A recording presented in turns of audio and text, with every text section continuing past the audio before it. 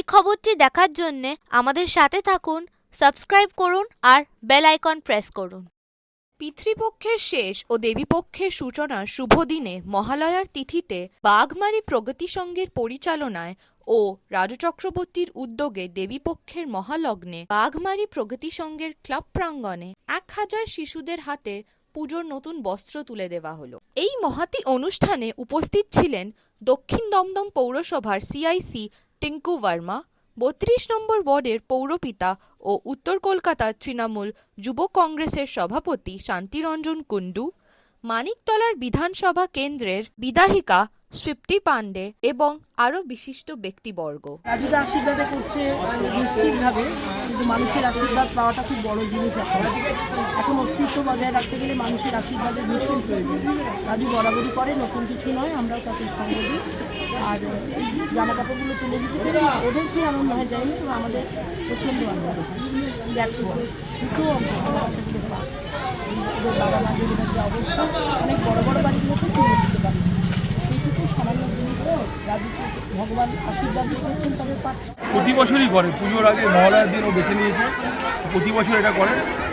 এই ভালো কাজ, এবং এই কাজকে সাধুবাদ জানাতে স্বীপ্তি পাণ্ডে প্রতিবারই আসে, বৌদি হিসেবে আসে, এবছর বিধায়িকা কাম বৌদি হিসেবে এসেছে।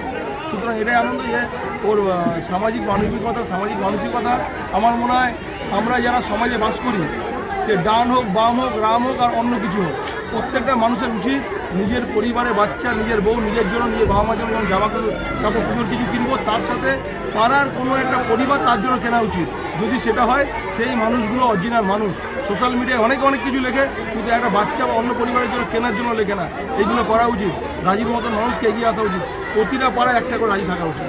এই প্রেরণা আমাদের এই অঞ্চলের বিধায়ক তথা রাজ্যের মন্ত্রী প্রয়াত সাধন পাণ্ডে সে শিখিয়েছে, এবং আমার অঞ্চলের পৌরপিতা আমার ছোটো ভাই শান্তি, উত্তর কলকাতা তৃণমূল যুব কংগ্রেসের সভাপতি, এদের কাছ দিয়ে আমি কাজ শিখেছি। কাজ কীভাবে করতে হবে, মানুষের পাশে কীভাবে দাঁড়াতে হবে, মানুষের পাশে কীভাবে থাকতে হবে, আমি এদের কাছে শিখেছি। এদের সঙ্গে আলোচনা করে যে কোনো কাজ আমি আলোচনা করি। দাদা থাকাকালীনও করতাম। এখন নবনির্বাচিত আমাদের এমএলএ বিধায়িকা শক্তি পাণ্ডে, উনি আমাদের এখন বিধায়ক। সেয়াও রয়েছে আমার সাথে, আমার ছোট বোন। আমি সবসময় দাদা থাকাকালীন ওই আলোচনা করতাম, এই কাজ করছি। বৌদির সঙ্গে আলোচনা করি, শান্তির সঙ্গে আলোচনা করি, এবং স্বতঃস্ফূর্তভাবে দাদা থাকাকালীনও পেয়েছি, বৌদির থেকেও পাই, শান্তির থেকেও পাই। সব রকম সহযোগিতা, পাশে থেকে হাতে হাত মিলে, কাঁধে কাঁধ মিলে সব দিন আমার পাশে থেকেছে। আমি আশা রাখবো বা আশা করি যে আমি সারাটা জীবনে সঙ্গ পাবো।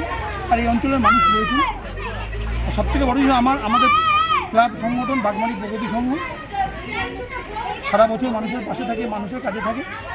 এই অনুষ্ঠানটা শুধু আমার না, এই অনুষ্ঠানটা আমার ক্লাব সংগঠনের। আমার ক্লাবের প্রত্যেকটি সদস্য, সিনিয়র সদস্য আপনারা দেখেছেন আজকে, তারাও ছিল।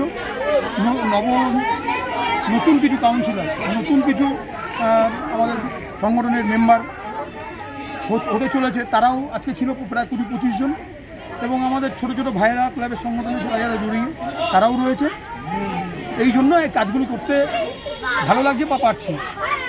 যতক্ষণ আমার সঙ্গে অঞ্চলের মানুষ আছে, আমার বিধায়ক আছে, আমার পৌর প্রতিনিধি, পৌরপিতা রয়েছে, আমার ক্লাবের সংগঠনের সদস্যরা রয়েছে, ততক্ষণ কাজ করতে পারবো, এটাই আশা রাখি। আর ঈশ্বরের কৃপা থাকলে তো মানুষ কাজ করবেই।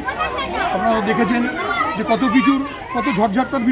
ঝড়ঝাপটা হওয়ার পরও আমাদের রাজ্যের মুখ্যমন্ত্রী মমতা বন্দ্যোপাধ্যায় কীভাবে মানুষের কাজ করে যাচ্ছে। তো আমরা এই দলের একজন সৈনিক, ঠিক আছে, তৃণমূল কংগ্রেসের একজন সৈনিক।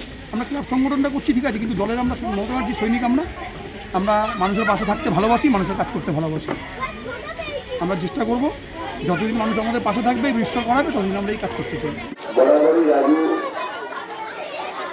তার নিজের ব্যক্তিগত উদ্যোগে সারা বছর ধরে এই ধরনের সমাজসেবামূলক অনুষ্ঠান, যেটা একাধিক দরিদ্র নিয়ে বিবাহ থেকে শুরু করে দুর্গা পুজোর আগে প্রিয় মানুষদের হাতে বস্ত্র তুলে দেওয়া, এই সমস্ত কাজও করে। আমি আগেও বলেছি ওই বিভিন্ন অনুষ্ঠানে বাংলার শারদীয় উৎসব শ্রেষ্ঠ উৎসব। আপনারা সবাই জানেন যে আমরা এই দিনটার জন্য সারা বছর সাজিয়ে থাকি, তবে এই শারদীয়া উৎসবটা শুরু হবে আজকে দেবীপক্ষের সূচনা, মহালয়ার মাধ্যমে দেবীপক্ষের সূচনা, আর 3-4 দিন বাদে পুজো শুরু হয়ে যাবে এবং 2 মাস ধরে আমাদের এই পুজোর মরশুমটা চলবে। জগদ্ধাত্রী পুজো পর্যন্ত এই মরশুমটা আমাদের চলবে। চক্রবর্তী, বত্রিশ সভাপতি, বিজয় কর, ভাবুরা সাহেব সকলে এবং আমাদের অনেক কাজে মুশকিল আছেন যারা জানেন না, বিশিষ্ট সমাজকর্মী কেবিনাজি উমেশ কেবিয়া কেবিয়াজিকে ফোন করি তার সহায়তার দরকার এবং আজকে যার উদ্যোগে এই অনুষ্ঠান হচ্ছে